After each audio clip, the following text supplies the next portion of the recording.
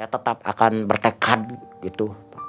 Saya akan bertekad dengan segala cara, tapi saya tetap demi anak apapun saya akan melakukan. Demi saya bersatu dengan istri dan anak serta ingin membahagiakan mereka, tetap saya akan lakukan dengan segala cara walaupun posisi saya dalam keadaan serba kesusahan. Seberat apapun ujian, seberat apapun cobaan yang saya turuni di dunia pesugihan, saya tidak akan mau menyerahkan anak saya serta ingin membayar utang-utang saya kepada mertua biar saya bisa hidup kembali dengan istri dan anak bersatu. Masih berniat untuk melanjutkan? Saya akan tetap berniat melanjutkan turun dan mencari dunia pesugihan-pesugihan yang akan jadi tumbalnya. Saya inginkan nyawa saya aja, jangan nyawa istri, anak, atau keluarga saya. Saya tetap akan mencari sampai kapanpun. Saya tanya kepada Raja Ronggowulung, apakah dengan memakan ini keinginan saya bisa tercapai? Saya akan dikasih uang. Iya, saya ambil. Udah aja, cuman makan ikan emas ini ya, nggak susah-susah amat. Nah, saya ambil di baskom tersebut ikan. Nah, ketika saya ambil, pas saya mau makan, kebayang langsung di situ kayak anak saya menangis. Buka pintu. Nah, pas saya buka pintu, yang pertama itu saya buka uang itu. Di dalam itu uang 50 ribuan. 50 ribuan. Tutup lagi. Nah, pas udah gitu saya diajak lagi ke pintu kedua. Dibuka lagi saya. Pas pintu kedua dibuka, ternyata di dalamnya itu di pintu kedua uang 100 ribuan.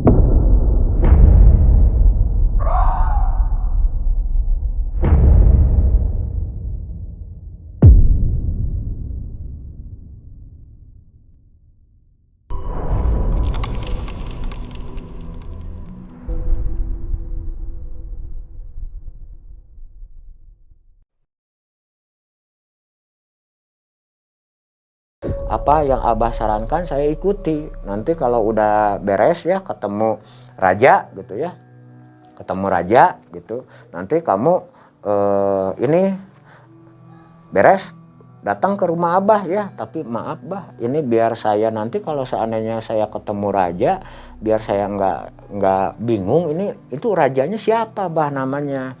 Nah, akhirnya juru kunci tersebut tuh bilang ini rajanya Raja Eyang Ronggowulung. Beliau mempunyai permaisuri dan selir. Yang pertama Dewi Sekuntum dan yang selirnya Dewi Sekar Arum ya, kamu itu ingat-ingat namanya. Terus Bah gimana? Saya masuk ke kerajaan. Kerajaannya di mana? Udah kamu jangan banyak ngomong. Kan ini kerajaannya. Oh Bah, batu yang besar ini depan saya ini teh kerajaan, dalamnya ini teh kerajaan.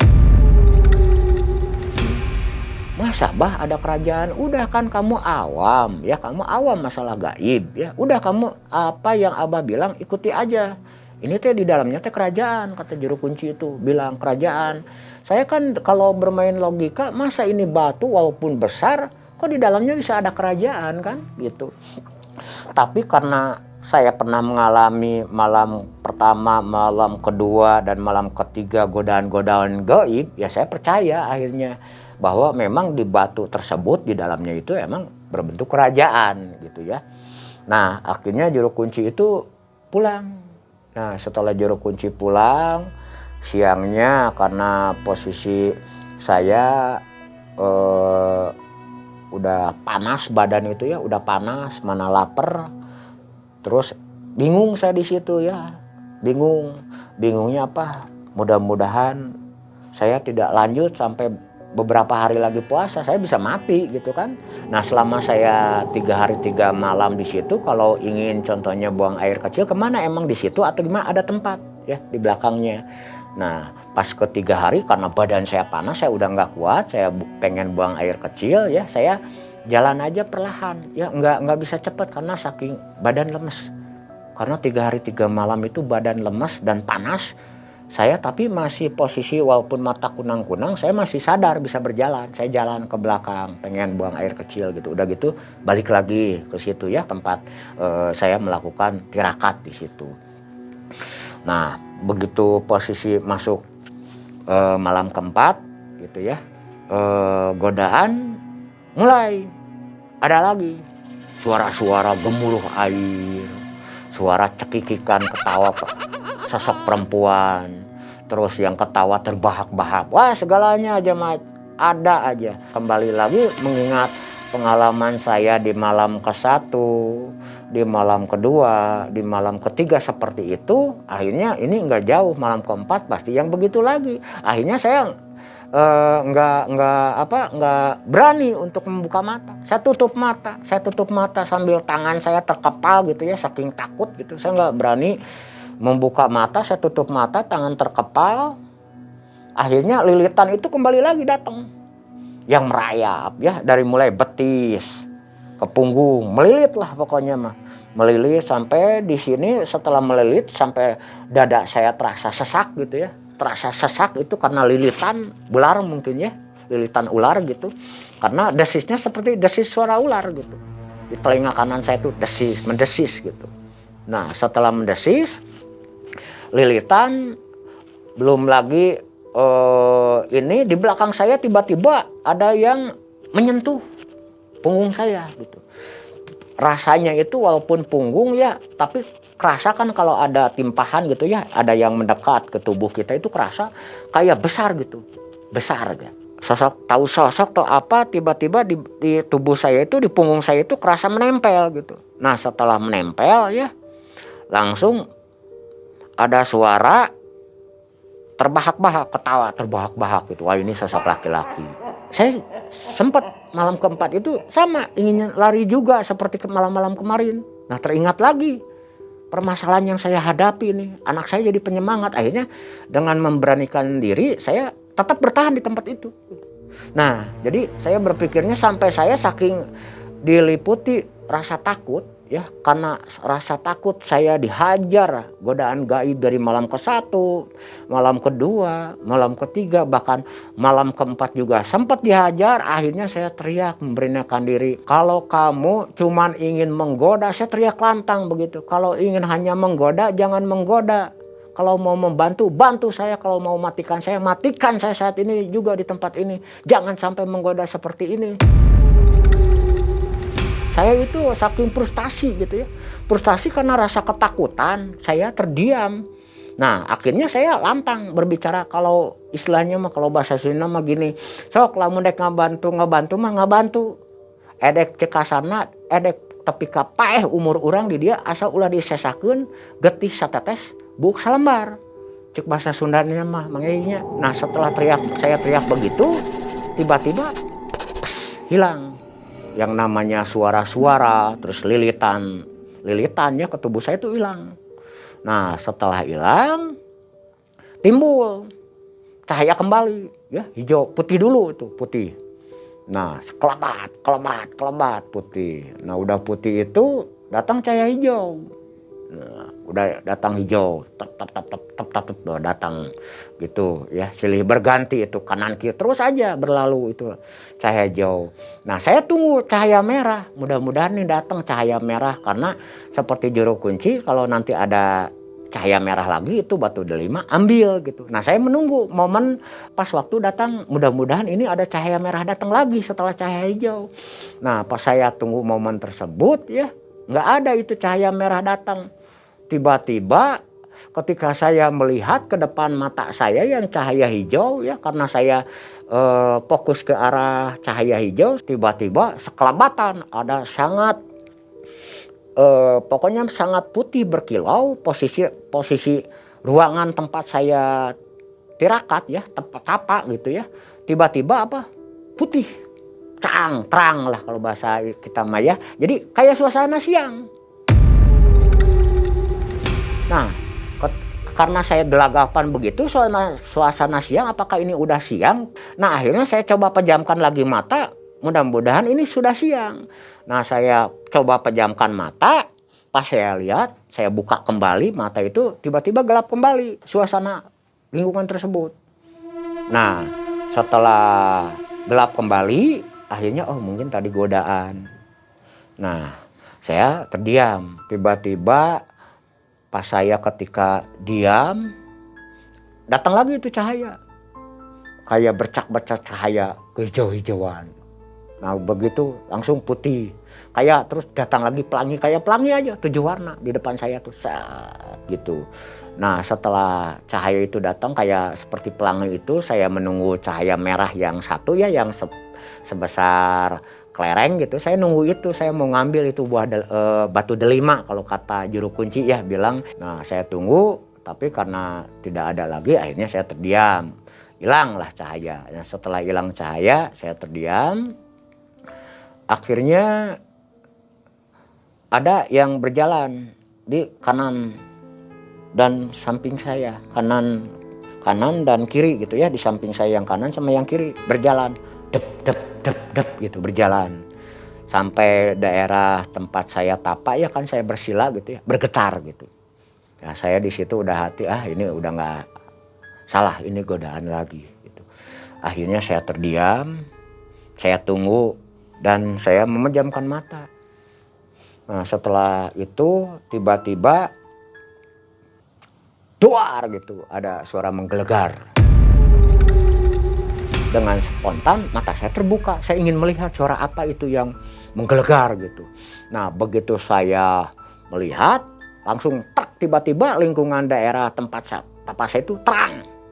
Nah begitu terang gitu, tiba-tiba pas saya melirik ke kanan, ada yang ini ke bahu kanan, tangan kanan saya ya ke bahu yang gini nepuk. Pas saya ngelirik, aduh, itu saya betul di situ udah shock banget ya. Ternyata yang di kanan saya itu sosok harimau ya, harimau hitam gitu.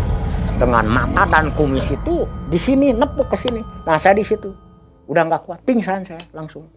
Nah setelah saya pingsan itu entah itu disebut mimpi atau gimana gitu ya, saya nggak tahu. Tiba-tiba saya ada yang bangunin, nepuk. Saya kan ketiduran, saya ada yang nepuk, bangunin gitu.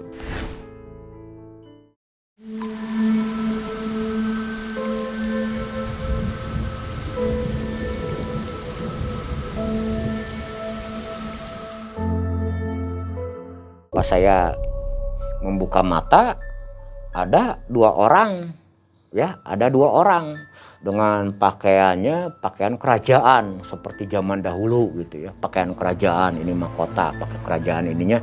Di sininya itu ada inilah, ada semacam apa itu kayak mahkota begitu, tapi bukan berbentuk mahkotanya kayak di sini aja gitu, plat gitu ya, plat kuning di situ dengan baju kerajaannya dan memegang tombak bangunin saya. Nah saya ketika terbangun, saya itu sempat ini mimpi bukan gitu, saya cubit. Nah ternyata saya cubit tangan saya itu sakit, oh ini berarti bukan mimpi gitu. Nah akhirnya saya itu disuruh ikut. Nah saya jalan kaki ya. Nah ketika saya berjalan dengan kedua pengawal tersebut ya, yang memakai baju-baju kerajaan zaman dahulu gitu ya, tiba-tiba datang kuda kencana. Nah ketika ada kuda kencana datang, saya disuruh naik. Nah setelah saya naik, saya tanya ya ke orang itu, kalau itu apa? Ini alun-alun. Jadi saya dibawa dari luar alun-alun ke dalam alun-alun itu. Jadi di kanan kiri itu ada umbul-umbul zaman kerajaan aja dulu. Umbul-umbul itu bendera gitu ya. Bendera warna-warni, ada yang ada yang berwarna putih, berwarna merah, hitam, hijau dan lain-lain. Itu umbul-umbul di wilayah alun-alun tersebut. Jadi ada aktivitas pasar gitu ya. Jadi di kerajaan tersebut itu tuh, di kerajaan gaib tersebut sama seperti keadaan di alam kita gitu ya. Jadi ada alun-alun, ada pasar. Bahkan saya bertanya, itu apa? Itu bank katanya. Ada warna kuning ya. Jadi bank gaibnya juga ada gitu ya. Jadi gimana aja yang namanya aktivitas manusia di lingkungan kita, yang namanya alun-alun, pasar, bank gitu ya, bahkan pabrik sekalipun di kerajaan mereka ada gitu. Cuman kalau di kerajaan gaib mereka, banknya itu berwarna kuning ya, berwarna kuning. Nah kalau pabriknya itu berwarna hitam, gedung berwarna hitam aja semua. Nah setelah itu saya mau dibawa kemana ini, udah ikut aja. Saya dalam posisi di kuda kencana itu dibawa ya, saya tidak bisa menolak ya. Ketika dibawa itu saya ikuti aja, jadi kayak terhipnotis gitu, jarak dari alun-alun kan ke kerajaan itu saya lihat di alun-alun itu ya, di alun-alun itu ke sebelah sananya itu ada berbentuk bangunan sangat besar, mewah, megah. Udah megah, mewah, pokok kelihatan itu kalau jangkauan manusia itu jauh. Tapi dengan kuda kencana ya, saya karena naik di bawah kuda kencana kayak secepat kilat. Nah saya sampai langsung di gapura kerajaan. Nah begitu saya memasuki gapura kerajaan, sama kayak arsitek ya, kayak candi-candi Borobudur lah, pura-pura begitulah ya, bangunannya itu kokoh pokoknya mah.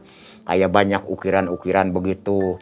Nah cuman di sini-sininya itu ada ukiran gapura ya, jadi ada hulu balang ke satu dan kedua yang jaga. Nah, akhirnya saya dibawa masuk sama hulu balang gitu ya, kalau bahasa kerajaan hulu balang itu yang dua itu. Saya tahu bahasa hulu balang itu ketika saya menceritakan sama juru kunci ya, kisah-kisah saya dibawa ke kerajaan, yaitu kamu dibawa sama hulu balang setelah selesai gitu. Jadi begitu saya masuk ke dalam itu ada karpet warna merah ya, panjang.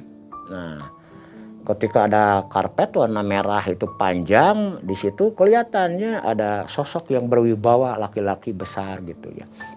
Diem begini, cuman senyum sama saya, senyum. Nah, di arah kanannya ada perempuan cantik ya. Arah kanan dan arah kirinya itu ada perempuan cantik-cantik memakai mahkota. Ya kalau melihat kecantikannya dibandingkan dengan, maaf sebelumnya gitu ya, dengan wanita secantik di alam dunia itu, wah nggak ada bandingannya itu dengan kecantikan yang dua orang itu, putri itu. Yang saya tahu sebelumnya kan dari juru kunci makam tersebut ya, bahwa itu ratu dan permaisuri. Oh ini gitu. Nah akhirnya saat itu saya kan nggak tahu ya apa yang saya lakukan, akhirnya saya tiba-tiba maju. Nah jadi ketika saya maju, kan posisi saya itu berjalan kaki gitu ya, berdiri gitu, berdiri begini. Nah pas saya mau jalan, tiba-tiba yang ini apa, yang hulu balang di arah kanan saya itu langsung dengan tangan kirinya itu saya disuruh duduk, diginiin. Dalam posisi saya berdiri tuh diginiin, jadi jongkok gitu ya. Jadi dia lihat saya, nah gitu, udah dia itu, jadi saya harus meniru dia itu jalan begini. Jadi itu posisinya itu kayak semedi begitu ya, kayak apa, emok gitu ya, jalan pelan gitu sambil menunduk. Nah sambil posisi tangan itu menyembah gitu. Nah setelah itu saya ikutin, saya begitu.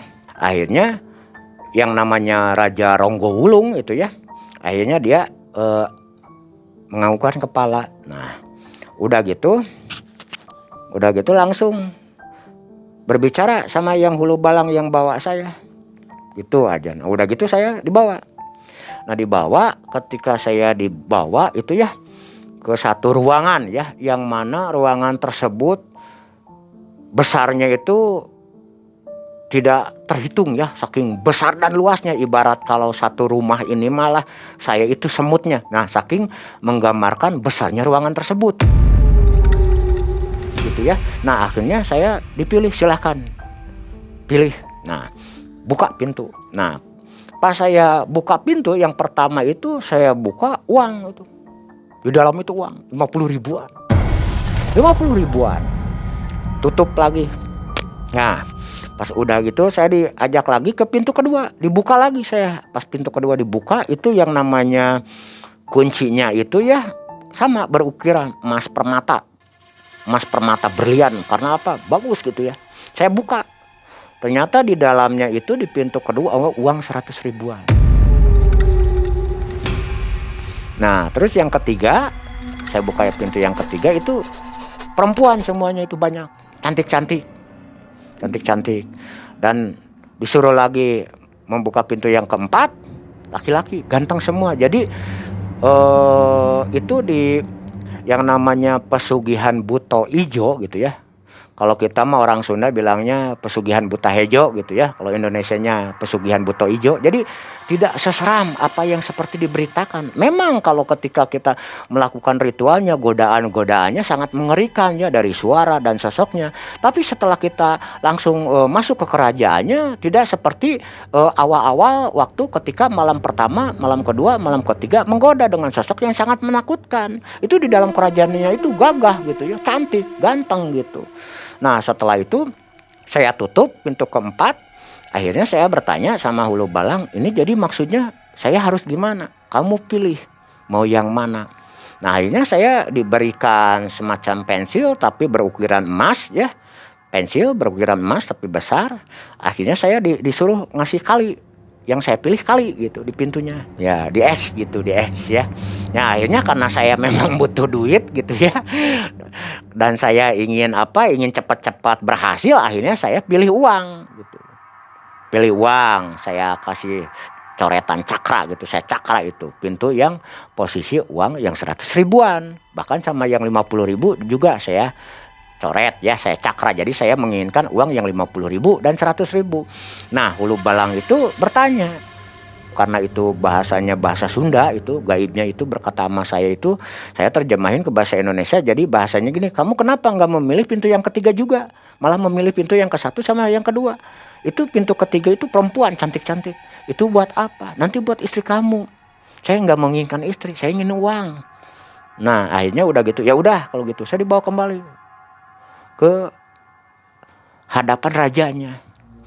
Nah setelah di hadapan rajanya dengan sosok yang bijaksana dan lembut, ya makanya jadi kalau di alam, ketika di alam tersebut ya, untuk orang yang tidak percaya mungkin cerita saya ini akan berkata mustahil, itu bohong ya atau halu. Tapi karena saya mengalami langsung ya, karena awalnya juga saya kan tidak menahu tentang dunia gaib ya, karena permasalahan saya darurat untuk kebutuhan membayar utang. Jadi saya turun ke dunia pesugihan ini. Yang saya ambil langsung pesugihan buto ijo gitu ya. Ternyata sosoknya tidak menakutkan, gagah dan cantik-cantik. Nah akhirnya setelah itu ketika saya diam, berbicara itu rajanya dengan bijaksana dan anggun, kelihatan kamu tetap memilih uang ya. Saya uang. Oh salira, kan bahasanya gitu ya, kan bahasa Sunda ya yang begitu bicaranya, tapi saya terjemahkan bahasa Indonesia. Jadi berbicaranya begini, kamu kalau kamu ingin uang, ayo kita makan dulu. Lah kan karena saya malu, saya bilang gini, aduh saya malu masa makan sama raja, kata saya. Udah ayo ikut kamu. Akhirnya saya dibawa ke satu ruangan yang besar juga, ada meja makan. Meja makan warna putih dan kuning itu ya.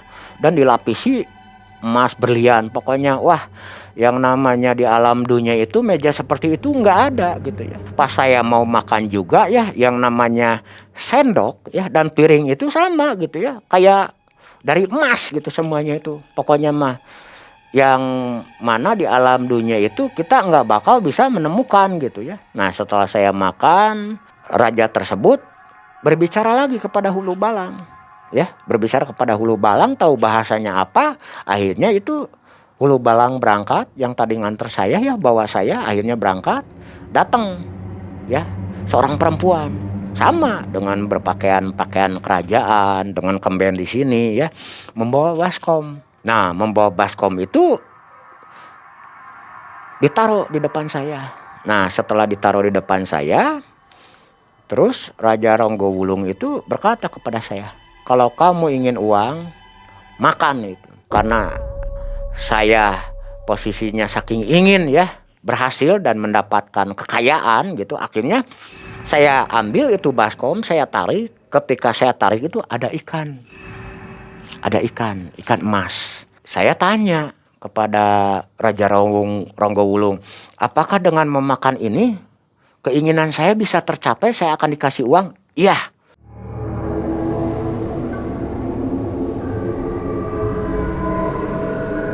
Begitu jawabannya.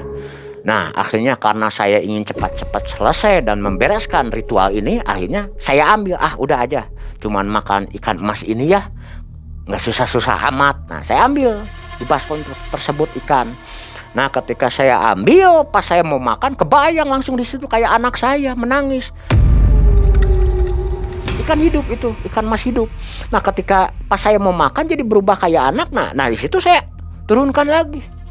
Langsung Raja Ronggowulung itu ya bertanya sama saya, kenapa kamu turunin nggak makan? Kok jadi anak saya? Ya, kalau kamu ingin kaya, kamu akan saya berikan uang tuh untuk kamu pintu. Sudah saya sediakan. Tapi makan ini. Saya minta ini, kamu makan, saya minta ini. Jawabannya begitu. Akhirnya sebentar saya berpikir dulu.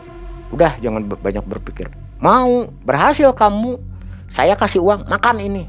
Segitu. Ngambil lagi saya yang kedua. Pas saya yang kedua, ikan lagi masih berbentuk ikan emas ya, warna merah. Mau saya ambil, pas saya makan, kembali lagi jadi anak saya. Nah akhirnya setelah itu saya taruh lagi. Saya gini bilangnya, kalau pangersa mau membantu memberikan saya kekayaan, kalau seharusnya saya harus memberikan tumbal kepada pangersa, kalau tumbalnya nyawa saya ambil, asal jangan nyawa anak saya. Nah saya berbicara begitu kepada raja itu nggak terasa sambil saya menangis. Ya akhirnya raja tersebut begini, jadi tandanya tetap nggak bisa, dia tetap ingin itu. Akhirnya saya nggak mau memakan ikan emas tersebut. Nah setelah, karena saya tidak mau, saya disuruh pulang sekarang, berarti kamu tidak ada bagian di sini, begitu bilangnya. Nah setelah saya dibawa ya, sama naik kuda kencana kembali, saya lewati alun-alun gitu ya. Nah setelah lewat alun-alun itu ada hutan belantara gitu ya, ada air. Saya jadi disuruh berdiri di air, di depan mulut air gitu ya, yang bawahnya itu, jadi saya lihat tuh air gitu. Nah saya lihat itu di alam tersebut itu air itu jadi posisinya luasnya nggak terkira, kayak air laut begitu. Saya berdiri atas tebingnya gitu. Nah dalam di bawah, jadi saya itu disuruh berdiri di pinggir jurang. Saya udah pasrah aja, mungkin saya mau dibunuh atau gimana, saya udah pasrah aja gitu. Nah akhirnya penggawa tersebut tiba-tiba mendorong saya. Nah saya teriak.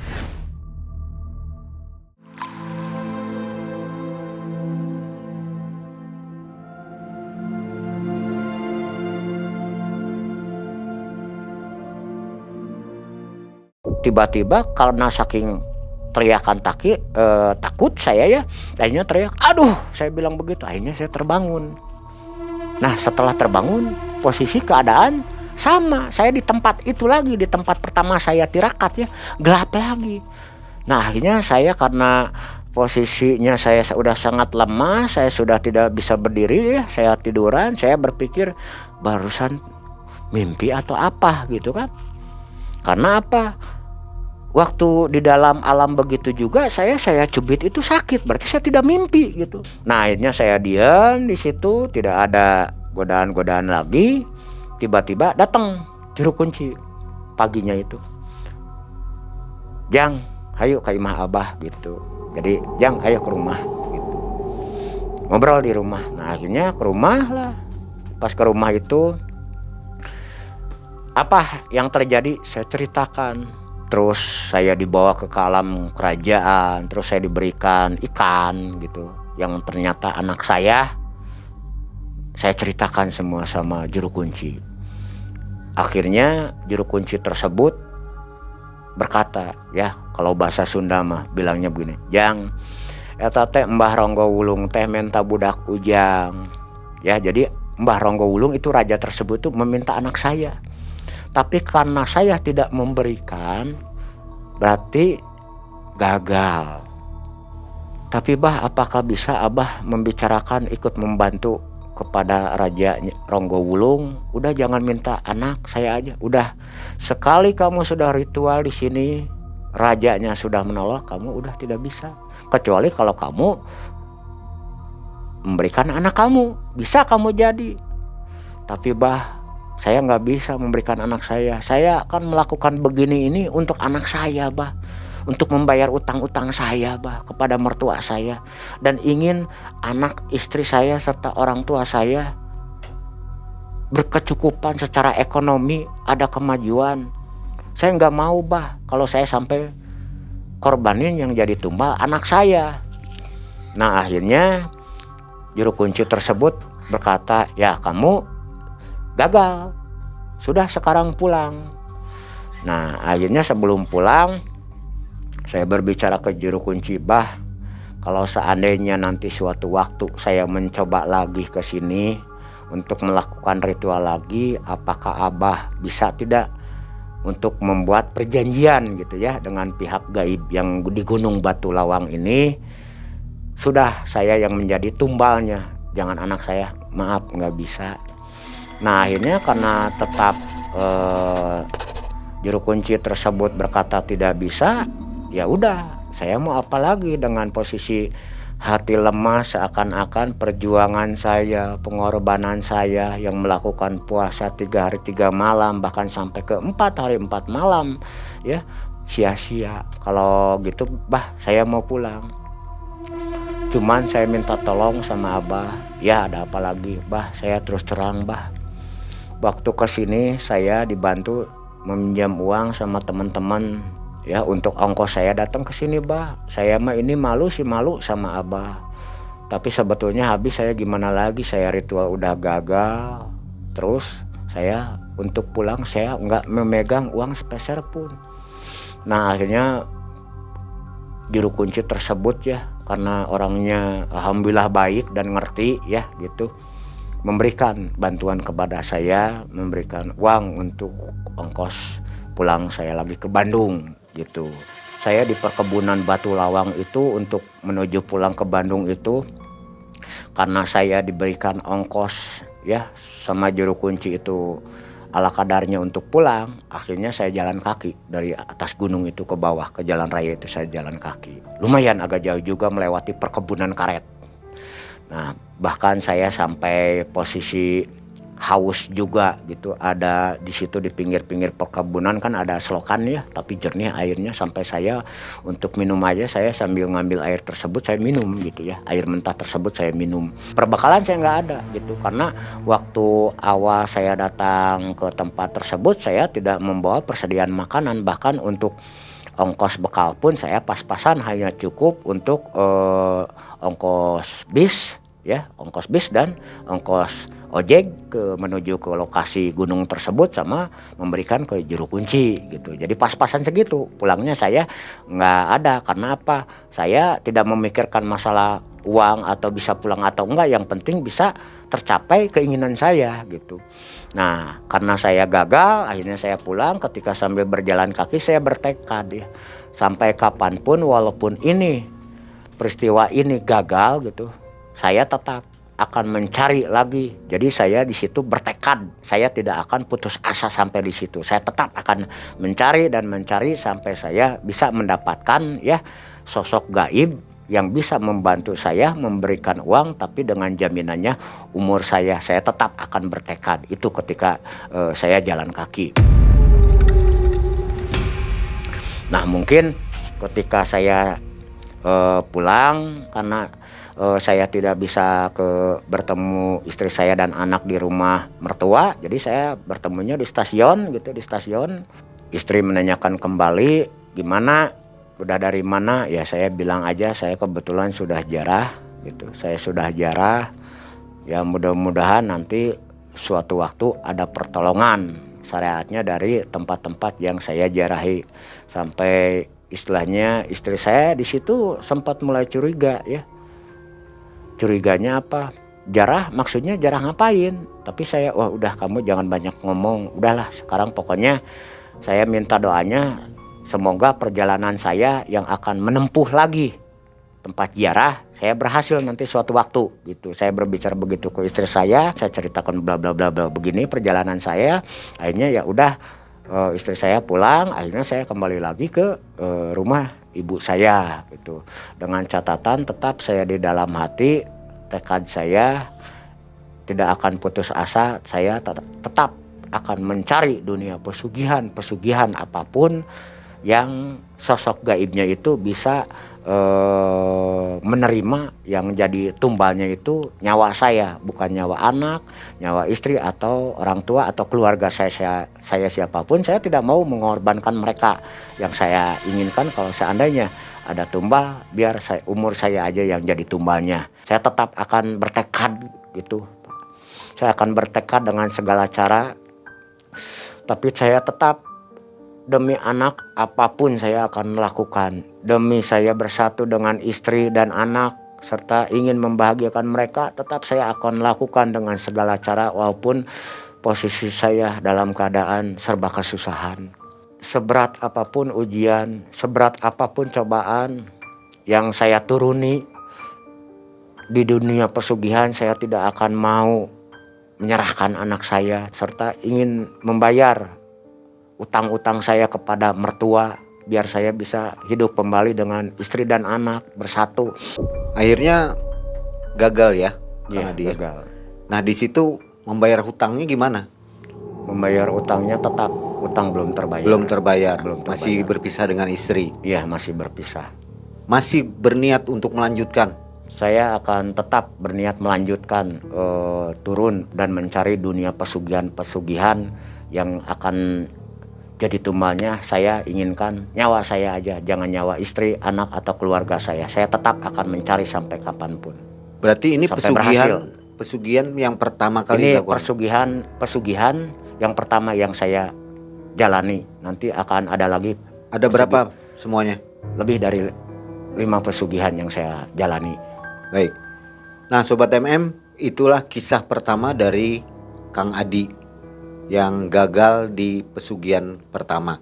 Kang Adi akan maju lagi ke pesugihan berikutnya karena belum menyerah ya, masih penasaran. Ya, masih penasaran Karena saya. anak dan istrinya masih tersandra, istilahnya gitu ya. Masih tersandra. Kalau sobat menyukai dengan kisah dari Kang Adi ini, tolong komentar di bawah apakah Kang Adi harus melanjutkan kisahnya di MM atau tidak. Silakan Mang Ai tunggu komennya di bawah. Baik Kang Adi, terima kasih banyak. Kisah yang sangat mengedukasi untuk kita semua. Tapi yang saya heran kok Kang Adi belum kapok-kapok. Sampai jumpa di video selanjutnya.